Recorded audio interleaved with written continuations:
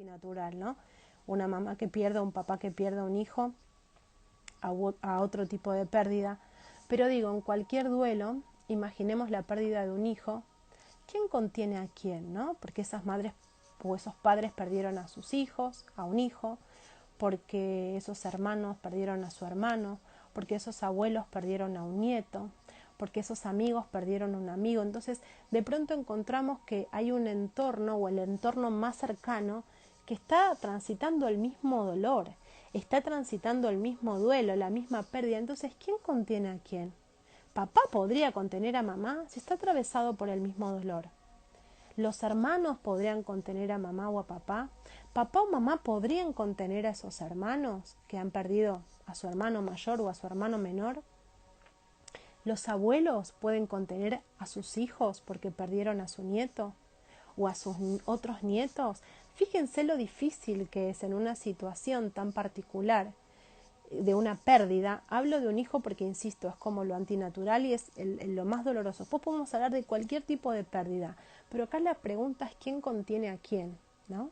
Entonces a veces ocurre que en situaciones de pérdida, como si yo perdí a un hijo o a un hermano, lo que no quiero es ver sufrir a mamá o ver sufrir a papá o ver sufrir a mi hermano, y entonces a lo mejor siempre hay uno en el sistema, en la familia, que se pone en ese lugar de fuerte, en donde es el sostenedor de este momento, de esta situación en particular, y uno lo ve, ¿no? Y dice, no, vos viste qué fuerte que es, cómo se la bancó y hizo todo y trata de acompañar a mamá y a papá y al hermano o al hijo o a quien fuere, como si nada pasara, ¿no? Y en realidad pasan tantas cosas por dentro, solo que sintió que dentro de ese grupo familiar era el que podía sostener y era el que a lo mejor tiene las herramientas, por el motivo que fuera, pero eso no quiere decir que no le duela, eso no quiere decir que ese del sistema familiar también esté atravesado por ese duelo, por ese dolor, por esa angustia, solo que se muestra de una manera, se muestra fuerte, se muestra contenedor, se muestra compañero, ¿no? Para poder sostener a aquellos que para su mirada son más débiles o les resulta más difícil transitar este momento tan particular. Entonces, cuando hablamos de la contención y cuando hablamos de una pérdida tan particular como la de un hijo, un hermano o bueno, cualquier ser querido, es muy importante el entorno. Y ya no tanto el entorno cercano, el entorno esto que hablábamos, ¿no? Como si fuera los primeros vínculos, sino que tenemos que apoyarnos en vínculos un poco más, como ampliar un poco más nuestro entorno, ¿no? Y quizás ahí sí apoyarnos un poco en amigos, por supuesto en espacios terapéuticos si los necesito, si considero que es importante, porque ese amigo no quiere decir que no le duela, ¿sí? Pero a lo mejor está menos afectado y es más objetivo que lo que puede ser un familiar cercano que está atravesado por el mismo dolor, ¿sí? Entonces son muy importantes las redes de contención que yo pueda tener a mi alrededor. Y también es muy importante respetar, porque está quien no quiere transitar el duelo con un otro, sino que prefiere hacerlo más de manera solitaria. Y está bien, vieron que hay veces que uno se siente mal, está enfermo, y está aquí el que necesita que todo el mundo le esté encima, le traiga agüita, té, y quédate acá al lado mío y hablame y contame algo, y aquel que te dice, me siento mal, me voy a acostar por 2 o 3 días, no quiero ver a nadie, no quiero hablar con nadie, ni agarran el teléfono ni para responder un mensaje.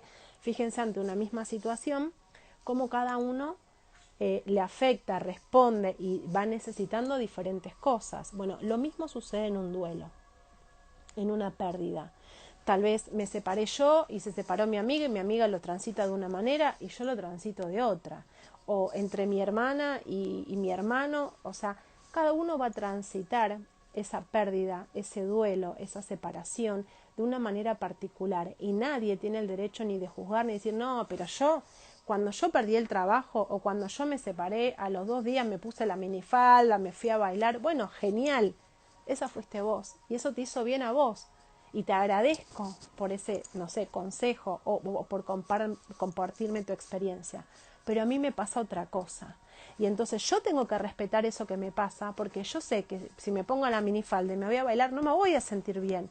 ¿Por qué lo voy a hacer? Porque a un otro le hizo bien si yo sé que tal vez no me va a hacer bien y yo necesito tal vez quedarme en casa, acompañada, mirando tele, o no sé, leyendo, o simplemente permitiéndome estar en duelo, doler, conectarme con esa ausencia, conectarme con esa tristeza, con ese dolor.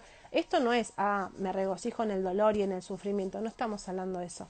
Estamos hablando de darle lugar a las emociones que nos aparecen a partir de un duelo, a partir de una pérdida, que son necesarias y están bien que aparezcan, porque son parte del proceso del duelo. Que yo las bloquee, que yo no me acerque a ellas, que yo las anule, que yo las ignore, no significa que, sí, tal vez me sienta mejor hoy, pero no significa que el proceso de duelo en algún momento no vaya a hacerlo. Vieron que hay veces que uno dice, no, tengo 40 años y estoy haciendo el duelo de mis 15 cuando perdí a un amigo, o cuando perdí a mi padre, o cuando perdí a mi madre. Porque en ese momento tuve que salir a trabajar y sostener a mi familia y yo no me podía caer, era el hermano mayor. ¿Saben cuántas veces escuché eso? Era el hermano mayor o la hermana mayor, así que yo me cargué a la familia al hombro, salí a trabajar, ayudé a mi mamá, ayudé con mis hermanos y hoy estoy haciendo el duelo de mi padre, ¿no? O sea, tal vez murió un amigo o muere alguien o nada, simplemente alguna otra pérdida que se le resignificó esa muerte. Y en ese momento, a sus 40 años, hace un duelo que estaba pendiente, que estaba bloqueado, que estaba detenido, ¿no? Como si esto nunca más va a pasar. Sí, claro que sí, en algún momento va a aparecer y en algún momento lo vas a tener que atravesar, en algún momento vas a tener que hacer ese proceso, porque es sano para vos, porque es sano para cualquier ser humano hacer ese proceso de duelo, permitirnos ese dolor, esa angustia, empezar a conectar con esa ausencia, con esa pérdida. Lo que ocurre es que, bueno, en muchas familias pasa esto, hay que seguir, ¿no? Hay que seguir. Me acuerdo de una mamá que había perdido un embarazo y vino indignada porque todo el mundo le decía, bueno, pero ya va a venir el próximo, sos muy joven, quédate tranquila, ¿no? Y hablamos de, bueno, nada, en el espacio terapéutico uno habilita que cada uno sienta lo que siente y está bien que lo sienta. Y esa mamá no había perdido un embarazo, había perdido un hijo, ¿sí? Y por más que venga otro, ese hijo era único, era ese hijo. ¿Por qué no puede dolerle? ¿Por qué no puede estar triste? ¿Por qué no puede llorar? ¿No? Entonces, la importancia del duelo, la importancia de respetar al otro, de respetar lo que el otro siente, por más que yo sienta totalmente diferente cuando a mí me pasó, si es que me pasó, el otro lo siente así. Poder respetar y acompañar es una de las tantas sugerencias para poder transitar un duelo de manera, no sé, menos dolorosa o por lo menos de esta compañía, ¿no? A veces la compañía no es me siento y le hablo y le quemo la cabeza al otro.